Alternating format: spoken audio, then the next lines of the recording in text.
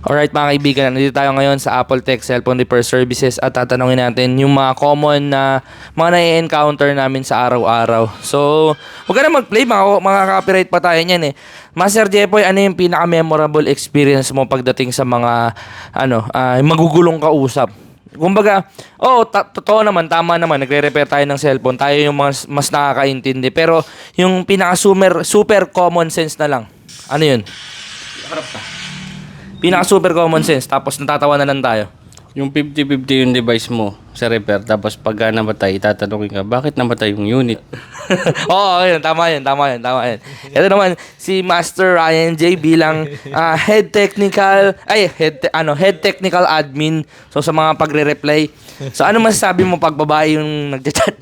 Hindi, joke lang. Hindi. Yun nga, yung nasasabi mo nga, yung mga ganun, yung mga nakakatawang bagay. Ano ba yung sobrang simple lang pero hindi maintindihan? Palagay mo. Gusto nila malaman yung sira pero ayaw dalhin sa store. Ayan! Sa page. Ano? Yung tanong sa page, paano mo lalaman yung sira kung di mo dadalhin sa store? Alright. Ayan. Si Master Bulling naman. Si Master Bulling, andito yan. So, ikaw, Master Bulling, anong masasabi mo doon? Nagtatanong na yung iba sa iba, pero dito sa amin, magtatanong, sasabihin, mahal yung presyo namin. Nagtanong na pala sa iba. Sira ulo. Hindi, ayun nga mga kaibigan. So, yun nga yung mga bagay-bagay na narinig natin sa kanila, no? So, and sa akin naman, ang masasabi ko naman, ano nga ba masasabi ko? Yun nga, yung ayaw nilang sabihin na may sira talaga yung phone nila. Kumbaga sasabihin nila, ano yan, no power yan, di siya nag-on, pero wala naman siyang sira.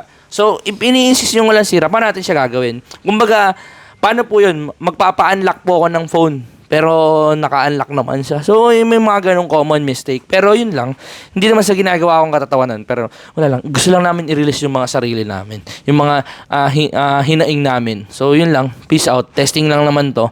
And marami pa kayong makapanood na video sa susunod. Peace out.